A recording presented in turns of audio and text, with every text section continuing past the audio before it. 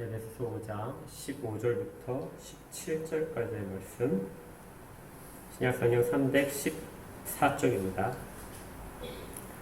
제가 하나님의 말씀을 읽도록 하겠습니다. 하나님의 말씀을 받으십시오. 그런즉 너희가 어떻게 행할지를 자세히 주의하여 지혜 없는 자같이 하지 말고 오직 지혜 있는 자같이 하여 세월을 아끼라. 때가 악하니라. 그러므로 어리석은 자가 되지 말고 오직 주의 뜻이 무엇인가 이해하라. 자, 우리 한 번만 더 같이 읽도록 하겠습니다. 한 목소리로 읽겠습니다. 15절입니다. 시작. 그런즉 너희가 어떻게 행할지를 자세히 주의하여 지혜 없는 자같이 하지 말고 오직 지혜 있는 자같이 하여 세월을 아끼라. 때가 악하니라. 그러므로 어리석은 자가 되지 말고 오직 주의 뜻이 무엇인가 이해하라. 네, 다시 에베소서로 돌아왔습니다. 지난주에 창세기를 잠깐 했었는데요. 오늘도 창세기 중간 부분에 창세기에 대한 인용이 잠깐 있을 것입니다. 세상에서 돌이킬 수 없는 것들이 많죠. 근데 이제 옛날부터 지혜 있는 사람들이 세상에 돌이킬 수 없는 것이 많다. 그 중에 세 가지가 가장 대표적인 것으로 들었습니다. 첫 번째가 내뱉은 말입니다. 내뱉은 말은 주워 담을 수가 없습니다.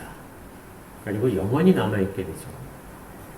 그래서 돌이킬 수 없는 일 가운데 첫 번째가 뱉은 말입니다. 두 번째가 쏜 화살입니다. 활 시위를 매기고 활을 당겨서 쏘게 되면 그 화살을 돌이킬 수 없습니다. 어디 가선지 박히겠죠. 그런 부분들이 바로 쏜 화살이다. 이 부분입니다. 세 번째가 보내버린 세월입니다. 우리가 살아온 세월을 돌이킬 수는 없다. 이것이 인간이 세상에서 경험할 때 정말 돌이킬 수 없는 것이 있는데 첫 번째가 말이고 두 번째가 우리 행동이고 세 번째가 세월이다. 이겁니다. 다들 동의하시나요? 특히 세월에 관한 부분은 나이가 들면 좀 더 심해지는 것 같아요. 그런 생각 많이 해보시죠. 내가 20년만 젊었더라면. 예. 정말 옛날로 다시 돌아간다면 내가 지금 이렇게 살고 있지는 않을 텐데 그때 내가 왜 그렇게 했을까? 세월에 대한, 돌이키지 못하는 세월에 대한 후회가 우리 가운데 꽤 많이 있습니다. 이 시간이라는 개념, 이 세월을 지금부터 이제 시간으로 생각을 할 텐데요. 이 시간이라는 개념은 지금 살고 있을 때의 가치는 잘 못 느끼는 것 같아요. 지금 살고 있는 하루, 지금 살고 있는 한 달, 1년, 이러한 가치들은 잘 알지 못하는데 나중에 시간이 지나가서 우리가 뒤를 돌아봤을 때는 그 세월의 가치를 우리가 굉장히 크게 매길 수 있다는 것입니다. 오늘 우리 시간에 대한, 세월에 대한 그 아주 지혜로운 이야기가 나오는데요. 그것이 16절에 있는 세월을 아끼라. 때가 악하니라. 세상에서도 이 세월을 아끼라는 말은 굉장히 중요하게 나오는데요. 성경에서 과연 그러면 이 뜻을 어떻게 우리가 받아들여야 될지, 그리고 신앙인들이라면 시간에 대한 사용을 어떻게 해야 되는지, 거기에 대한 내용들을 우리가 오늘 집중적으로 한번 같이 묵상을 해보겠습니다. 먼저 세월을 아끼라 하는 말은 일반적으로 생각하게 되면 시간을 굉장히 쪼개서 사용하라 이런 말처럼 들립니다. 실제 그렇죠? 모든 사람들에게 동일한 시간이 주어지는데요. 24시간, 하루에 24시간이 동일하게 주어집니다. 25시간을 받는 사람이 없고요. 23시간을 받는 사람이 없습니다. 모든 사람에게 공평하게 주어진 것이 바로 이 시간이라는 것입니다. 그래서 그리스 말에 헬라어에 보게 되면 이 시간에 대한 단어들이 여러 개가 나오는데 여러분도 아마 들어보셨을 거예요. 시간에 대해서 가장 대표적인 단어가 두 가지가 있다. 첫 번째가 크로노스라는 단어다. 크로노스라는 단어는 우리가 며칠 걸린다. 뭐 하루 24시간 몇 시간이다. 예배는 뭐 1시간 정도 진행된다. 그러면 그때 이 시간이라는 말 속에 크로노스라는 말이 있어요. 객관적인 시간입니다. 모든 사람에게 동일하게 흘러가고 주어진 시간이 바로 이 크로노스라는 개념이죠. 이 공통적으로 주어진 시간을 어떻게 사용하느냐에 따라서 그 사람의 인생이 달라진다. 그래서 시간을 아끼라 하는 말은, 세월을 아끼라 하는 말은 주어진 시간 동안에 그걸 최대한으로 전략을 하고 계획을 세워서 그렇게 살아라. 그러면 너희가 성공할 것이다. 이런 개념처럼 많이 들립니다. 실제로도 그렇고. 그래서 여러분들 혹시 작성해 보셨어요? 스케줄러라고? 플래너라고 우리가 보통 얘기하는. 그래서 몇 시부터 몇 시까지는 무엇을 하겠다. 여러분들 그 핸드폰에도 스마트폰에도 다 이 앱을 깔을 수 있어서 내가 시간 관리를 철저하게 이렇게 할 수 있습니다. 굉장히 자세하게 계획을 세워서 하는 사람들이 있어요. 이런 사람들에게는 내가 시간을 조금 더 아끼면 다른 곳에 투자할 시간들이 많이 생기기 때문에 훨씬 더 두 번의 기회를 가질 수 있고 그래서 더 성공할 가능성이 높아진다. 그래서 게으른 사람들은 시간을 죽인다 하는 표현도 나오게 됩니다. 또 만시간의 법칙이라는 것도 있어요. 사람이 어떤 일에 대해서 만시간을 투자를 하게 되면 그 사람은 그 부분에 있어서 전문가가 된다. 이런 것들은 모두가 다 세월을 아껴서 그 시간을 유용하게 사용하라 하는 그런 경험과도 관련이 있습니다. 그런데 이 시간이라는 것은 사람들에게 동일하지 않게 가는 것도 있어요. 어떤 사람에게는 어떤 시간이 아주 빨리 지나가기도 하고 어떤 시간이 정말 느리게 지나가기도 합니다. 그렇죠? 예. 우리가 정말 하기 싫은 일을 할 때 그때 우리가 처해 있는 시간은 너무 천천히 갑니다. 사람들은 군대 가 있을 때 특히 그걸 느끼는데요. 군대 가면 왜 이렇게 시간이 안 가는지 정말 안 갑니다. 특히 훈련 받을 때 정말 쫄병일 때는 그 시간이 왜 이렇게 안 가는지 하루가 빨리 갔으면 좋겠는데 시간은 정말 안 갑니다. 근데 여러분들은 다 경험해 보시지만 정말 좋아하는 사람과 내가 이거 정말 재미있게 하는 일들을 할 때는 시간이 왜 이렇게 가는지 모릅니다. 어렸을 때 다 경험하셨을 텐데 밖에서 아이들과 친구들과 막 놀을 때 벌써 집에 갈 시간이 됐죠. 벌써 날이 저물어서 해가 저물어서 보이지 않게 되고 더 놀고 싶은데 집에 들어가야 되고 그런 때는 시간이 굉장히 빨리 가죠. 예배 시간도 그럴 겁니다. 어떤 분에게는 예배 시간 1시간이 굉장히 빨리 갈 수도 있고요. 어떤 분에게는 정말 느려서 지겨워서 막 온몸이 다 뒤틀리는 그런 분도 있을 수 있습니다. 시간은 동일하게 주어지는데 크로노스로서 동일하게 주어지는데 사람에게 따라서는 동일하지 않게 진행된다는 것이죠. 그래서 그리스 사람들이 생각하는 단어가 카이로스라는 단어입니다. 시간은 어떤 사람에게는 의미 있는 시간이고 어떤 사람은 의미 없는 시간이다. 그래서 시간의 빠르기가 다르게 된다. 대단히 지혜로운 분석이죠. 그렇게 해서 두 개의 단어가 나왔습니다. 근데 이 두 개의 단어가 항상 이렇게 구별되는 건 아니에요. 어떤 때는 그냥 한 단어를 가지고 다 쓰기도 하는데. 그런데 본문에서는 조금 의미가 다릅니다. 우리가 세월을 아끼라 하는 말은 두 번째 의미를 또 갖고 있는데 정해진 시간을 쪼개 쓰라는 말도 있지만 사람마다 어떤 시간을 굉장히 의미를 두고 사용하라 하는 뜻처럼 보입니다. 그러니까 하루 24시간이 주어지지만 특별히 어떤 순간은 더 집중을 해요. 그 집중도와 자기가 거기에 의미를 두는 것에 따라서 그 시간의 가치가 달라지는 것이죠. 시간은 금이라고 보통 이야기를 하는데요. 시간은 금이지만 그 금이라는 시간에 대해서 그 가치를 우리가 깨닫지 못할 때도 있습니다. 그런데 그 시간이 아주 귀중해서 가치가 매겨질 때도 있어요. 영화 중에 그 시간을 돈이다. 시간은 금이다 하는 것을 그대로 표현한 영화가 한 편 있었습니다.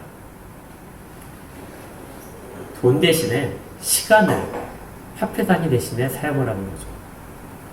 사람들에게 동일하게 시간이 주어지고 그 영화에 보게 되면 25살이 되면 그때 25살이 딱 드는 순간 아침에 눈을 떠보면은 시간이 1년이 주어집니다. 손에 시계가 딱 새겨지고 1년의 시간이 되고 그 시간이 0이 되는 순간 그 사람은 죽음을 맞이하게 돼요.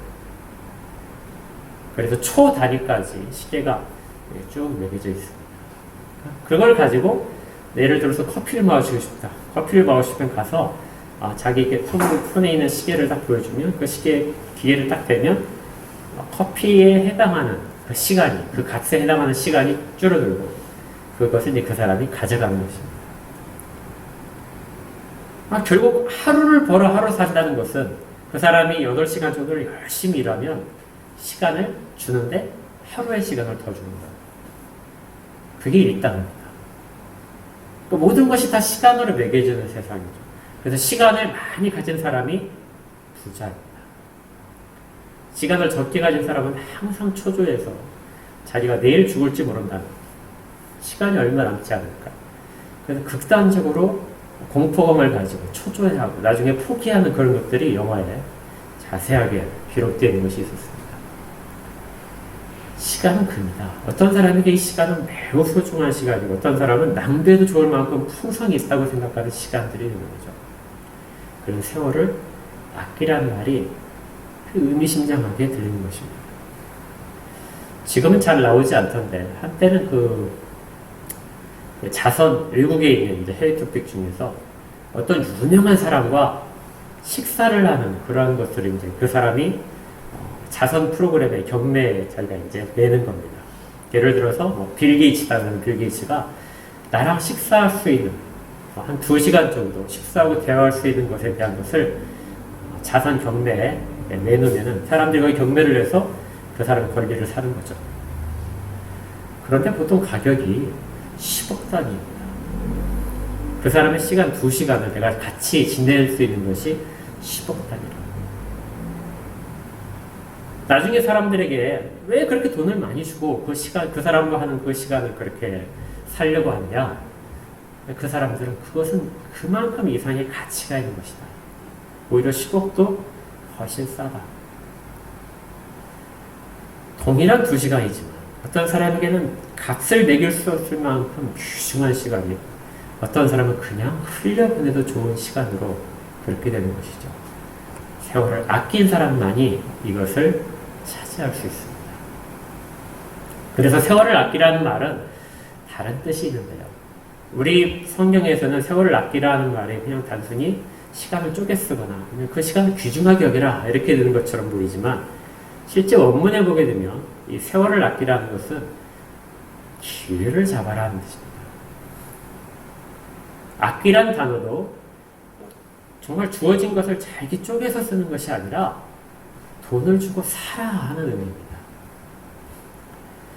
그러니까 상거래를 할 때 어떤 귀중한 물건이 있다면 거기에 대해서 돈을 많이 주고 그 가치를 사겠죠. 그렇게 해서 소유하려고 합니다. 세월을 아끼라는 말은 너희가 갖고 있는 그 시간을 정말 돈을 주고 사듯이 그렇게 하라.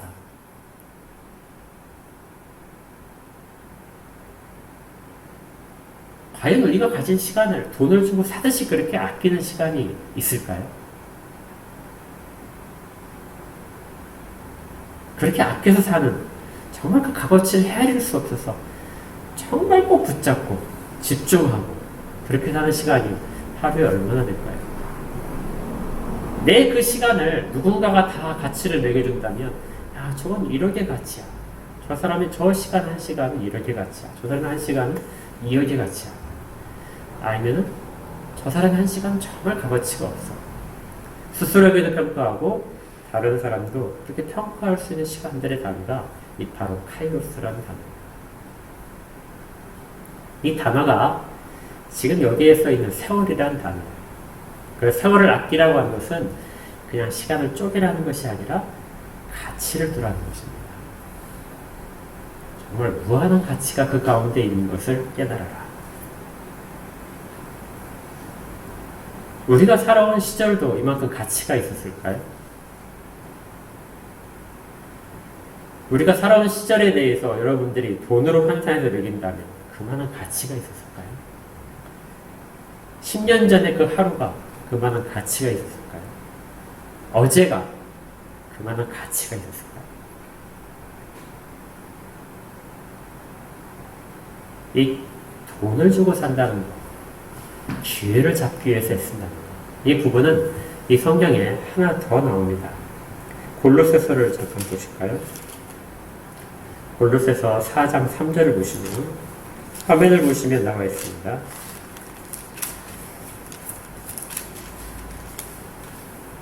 4장 5절이네요. 골로새서 4장 5절을 보시면 이렇게 되어 있습니다. 우리 같이 한번 읽어볼까요? 시작.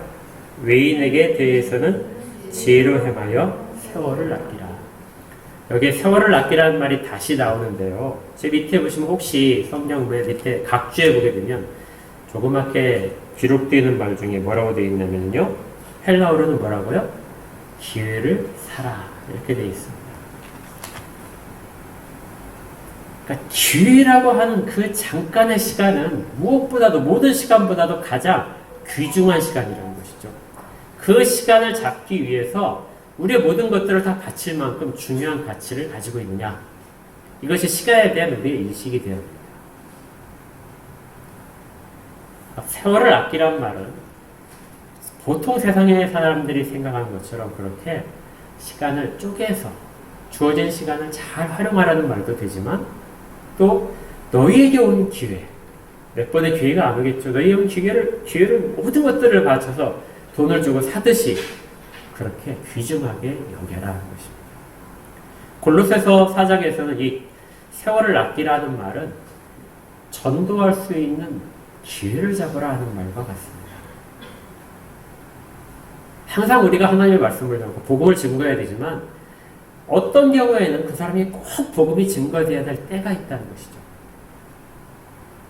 그 때를 놓치지 말아라. 이것이 세월을 아끼라는 단어 속에 있습니다. 그런데 에베소서에서는 이 뜻이 조금 달라요. 세월을 아끼라는 말은 보통이 우리가 그렇게 생각할 수도 있는데 뒤에 있는 그 문장 때문에 뜻이 완전히 달라집니다. 뒤에 뭐라고 되어 있었죠? 16절 에베소 5장 16절에 세월을 아끼라 어떻다고요? 때가 악하니라. 여기에 때라는 말은 우리가 사는 지금의 하루하루들이 다 악하다는 것이죠. 세월을 아끼라는 그 의미가, 그 이유가 무엇인가? 왜 세월을 아껴 살아야 된다? 지금 이 시간 우리가 사는 하루하루가 다 악하기 때문이다.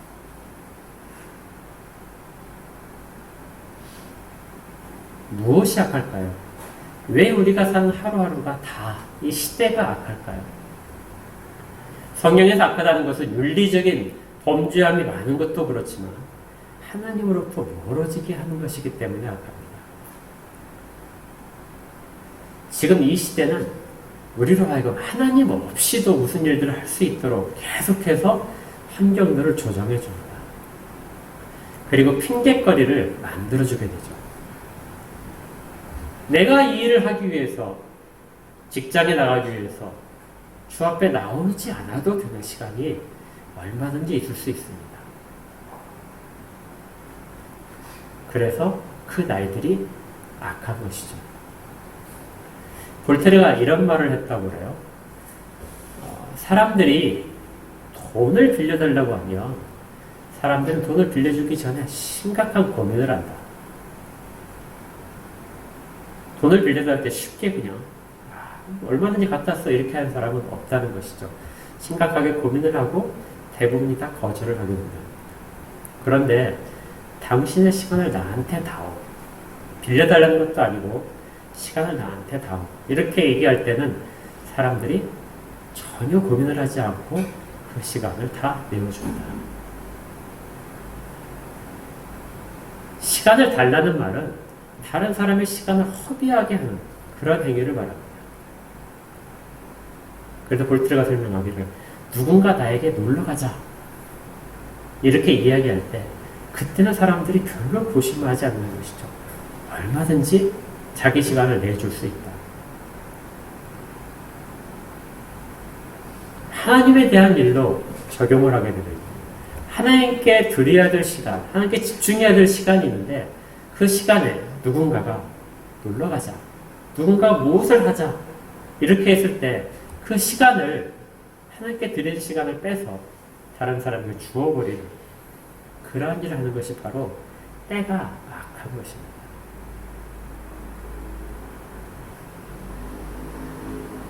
그러한 일들이 세월을 아껴야 될 이유로 주어지는 것입니다. 단순히 그냥 시간을 쪼개 쓰는 것이 낫지, 우리가 뭐 집중해야 된다는 것인지 이런 것들이 아니고 하나님께 드려야 될 시간, 하나님께 집중해야 될 시간, 하나님의 일을 해야 되는 그런 시간을 구별해서 그것의 가치를 귀중하게 여겨라. 이 문장을 보시면요, 이런 부분들은 어떻게 서로 묘사가 되냐면 15절부터 17절까지 다시 한번 보겠습니다. 16절에 제일 중앙에 세월을 아끼라 때가 악하니라 했는데 그 앞에 15절에 보니까 지혜 없는 자 같이 하지 말고 오직 지혜 있는 자 같이 하라. 그러니까 세월을 아끼는 것은 지혜와 관련이 있습니다. 그리고 17절을 보시면 그러므로 어리석은 자가 되지 말라. 앞에 지혜 없는 자 같이 하는 것과 지혜 있는 자를 대조했듯이 뒤에 보면 어리석은 자처럼 그렇게 하지 말라. 어리석은 자가 뭐라고요? 세월을 아끼지 않는 자입니다. 지혜로운 사람은 세월을 아끼는 사람이죠. 시간을 낭비하지 않고 시간을 죽이는 행동을 하지 않고 시간을 가치 있게 사용합니다. 또 그 부분에 훨씬 더 중요도를 가졌을 때 기회를 주지 않고 하는 것이 지혜로운 사람이고, 그걸 낭비하는 사람이, 그 기회를 다 놓쳐버리는 사람이 그것이 어리석은 자라는 것이죠. 그런데 성경에서 말하는 이 지혜롭고 어리석은 것은 하나님에 대한 비밀을 깨닫는 것입니다. 하나님에 대한 비밀을 깨달을 수 있는 그 시간을 집중해서 그걸 소유하기 위해서 애를 쓸 때, 이때가 바로 지혜로운 사람이죠. 그러한 시간마저 다 허비하는 것이 어리석은 자들의 모습입니다. 그런데 이렇게 하기 위해서는 그 앞에 있는 단어를 또 주의해야 해요. 너희가 어떻게 행할지를 자세히 주의하라. 그냥 주의한다는 것이 아니고요, 자세히 주의하라. 주의한다는 말은 집중해서 보라는 뜻입니다. 과연 네가 지금 시간을 어떻게 쓰고 있는지를 집중해서 한번 살펴봐라. 그리고 어떻게 그 시간을 써야 될지를 네 스스로 판단해봐라. 17절에 또 무엇을 되어 있죠? 동일한 말, 어떻게 행할지를 자세히 주의하에 대한 답처럼 이렇게 되어 있습니다. 마지막에 오직 주의 뜻이 무엇인지 이해하라. 네가 시간을 쓸 때 그 시간에 대해서 지금 그 시간을 어떻게 쓰라 하는 주의 뜻이 무엇인지를 생각하면서 써라는 것이죠. 그렇게 할 때 지혜로운 시간을 활용하는 지혜로운 자가 됩니다. 그럼 이제 여러분께 질문을 한번 해볼까요? 여러분의 나이가 몇입니까? 다 나이가 있으시죠? 네. 그 여러분의 그 지금까지 지내온 세월을 평가를 하신다면 어떻게 평가하실까요? 점수를 몇 점을 주시겠습니까? 특히 나이를 여쭤본 것은 지나온 세월에 관한 평가입니다. 그 많은 세월을 살아왔다면 그 세월에 대한 평가를 몇 점을 주시겠어요? 여러분들 모두의 답을 다 듣고 싶지만 대답을 하지 않으실 것 같으니까 성경에 관련된 그 부분에서 이 대답을 찾고자 합니다. 우리 지난주에 창세기 봤는데요, 야곱의 이야기를 살펴봤습니다. 그 야곱의 말 속에 이것이 등장합니다. 창세기 47장인데요. 창세기 47장. 야곱이 애굽에 끌려갔던 애굽 땅으로 이제 그 초청을 받아서 가족을 이끌고 다 내려간 상황에서 애굽 왕이었던 바로를 만납니다. 47장 7절부터 제가 읽어드릴게요. 요셉이 자기 아버지 야곱을 인도하여 바로 앞에 서게 하니 야곱이 바로에게 축복을 했다. 야곱이 바로에게 축복을 했대요. 자, 그러자 8절에 바로가 야곱에게 묻되 내 나이가 얼마냐 하고 물었습니다.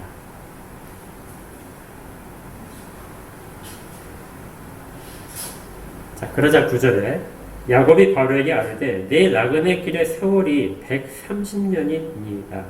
내 나이가 얼마 묻더니 우리 조상의 나그네 길의 연주에 미치지 못하나 험악한 세월을 보내었나이다 하고,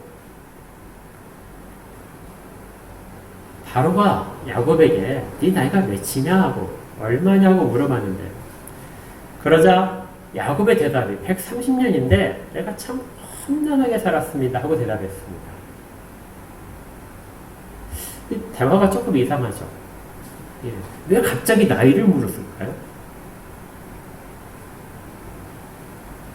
나이 들어 보여서 물었을까요? 다른 사람들은 그렇게 오래 못 사는데 야곱만 이제 막 130세까지 살았으니까 야, 참 당신 진짜 장수하는군요 이렇게 궁금해서 물어봤을까요? 여기 그 8절에 나와 있는 이 묻는 문장을 다시 한번 보시면요. 바로가 야곱에게 묻되 내 나이가 얼마냐 하고 물은 이 단어가 의문사가 히브리어로 말하고 되어 있습니다. 이 말하는 말은 그냥 단순히 숫자를 나한테 알려달라고 내가 궁금한 것은 숫자다 이것이 아니고요.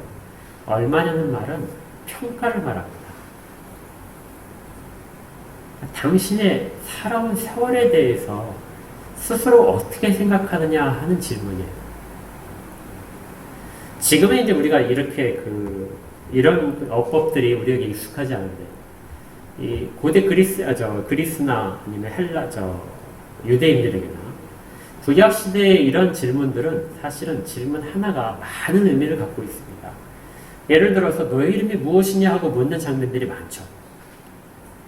그렇죠? 지난주에 어떤 사람이 야곱과 씨름한 다음에 내 이름이 무엇이냐 하고 물었어요. 이건 그냥 단순히 그 무엇이냐 묻는 그 단어가 그걸 나한테 알려다오 하는 것이 아니라 네 이름 속에 담기는 의미를 생각하느냐 하는 문장입니다. 그때도 역시 말하는 의문사가 사용이 돼요. 그러니까 네 이름이 어떠냐? 너 네 이름대로 살고 있느냐? 네 이름이 정말 그렇냐? 하고 물어보는 거죠. 너의 정체성을 물어보는 겁니다. 이스라엘 백성들이 모세가 하나님을 만나고 왔다고 했을 때 그렇게 질문을 하는 것이죠. 모세가 예상을 했는데 내가 하나님이 보내서 왔다 그러면은 그 하나님의 이름이 무엇이냐 하고 물을 것입니다. 그때 그 무엇이냐 하는 거죠. 하나님의 이름이 무엇이냐 하는 것은 하나님이 어떤 분이시냐 하고 물어보는 문제예요. 단순히 이름을 물어보는 것이 아닙니다. 근데 우리는 지금 그런 어법들을 전혀 사용하지 못하죠. 그냥 딱 얼마예요? 그러면 딱 얼마란 그 값만 집중해서 물어보죠. 그래서 저도 전에는 이 바로가 야곱에게 물었던 질문, 내 나이가 얼마냐 하고 물은 질문이 당신 나이가 몇 살입니까? 하고 우리가 묻는 질문이라고 생각을 했었는데 설교를 준비하면서 다시 한번 지난주부터 야곱에 대한 예를 살펴보다 보니까 이 문장 자체가 그냥 몇 살이냐를 묻는 문제가 아니라 당신이 지금까지 살아온 그 긴 시간이 있다면 그 시간을 어떻게 살았습니까? 하고 물어보는 문장이더라고요.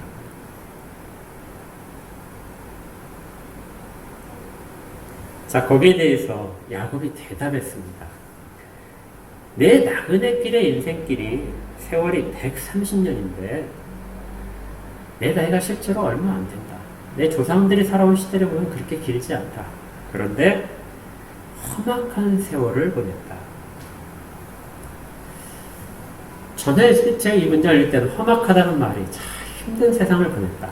힘든 세월을 지금까지 살아왔다. 이 문장인 것으로 생각을 했었어요. 물론 그렇게도 해석을 충분히 할 수 있습니다.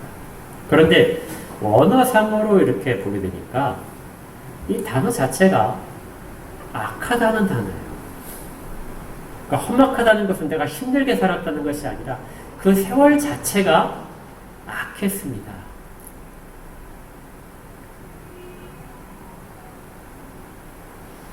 살아온 인생을 악하게 살았다는 거죠. 야곱은 지난주에 살펴봤지만 정말 최선을 다해서 살은 사람입니다. 그는 모든 기회를 다 잡기 위해서 자기의 모든 최선을 다해서 그리고 가장 완벽한 집중력으로 그 일들을 다 이루어냈어요. 그리고 실제적으로 그렇게 투자한 시간대로 모든 결과들을 완벽하게 만족할 만큼 얻었습니다.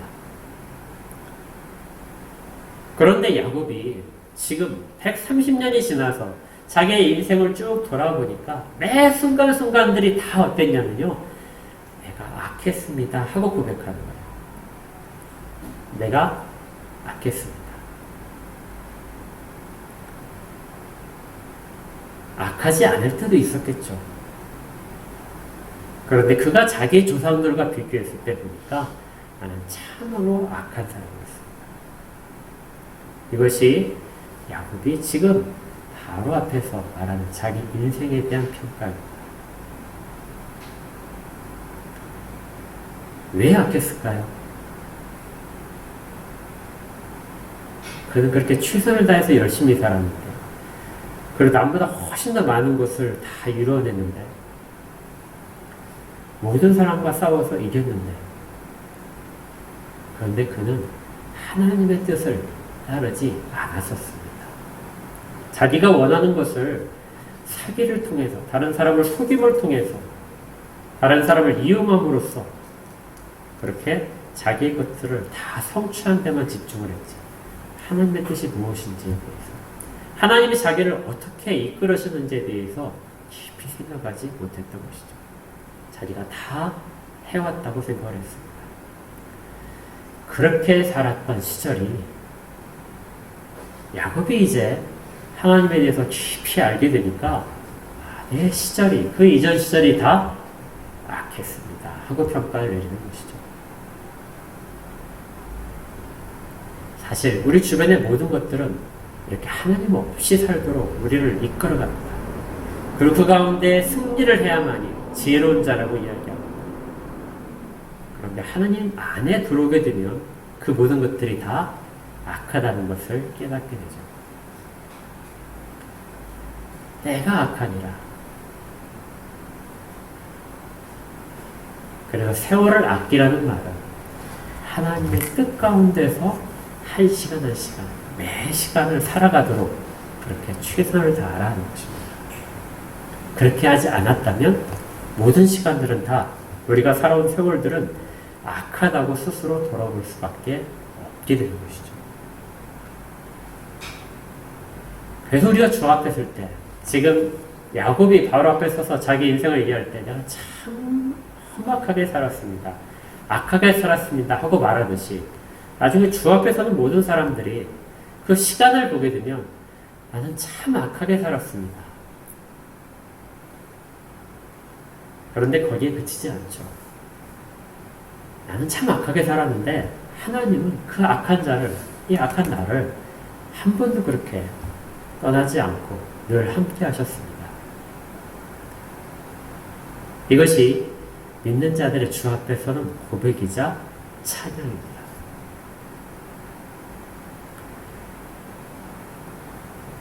이건 주의 은혜를 경험한 자들만이 고백할 수 있습니다.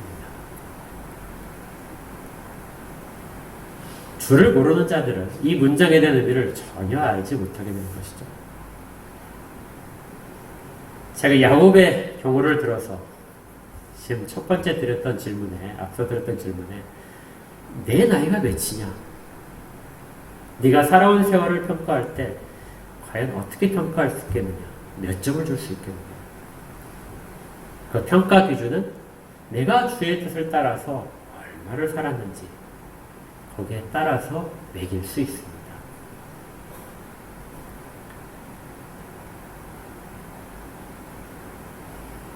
여러분들은 여러분의 살아온 세월에 대해서 어떻게 점수를 매기실 수 있을까요?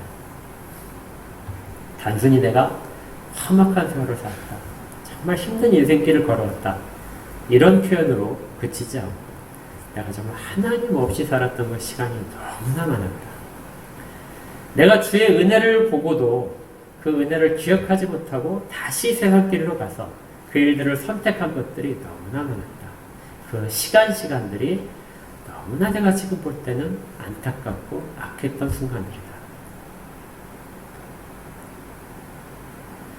바울이 에베소 교인들에게 당부하는 것은 그러한 시간으로 나중에 후회를 하지 말고 지금의 이때를 하나님이 원하시는 때인지를 그리고 하나님 뜻이 무엇인지에 집중해서 살아가라. 그렇게 할 때 악한 세상으로부터 지혜롭게 처신을 할 수 있다는 것입니다. 다시 한번 우리 에베소 5장 15절부터 17절 말씀을 같이 읽으면서 마지막으로 정리를 하겠습니다.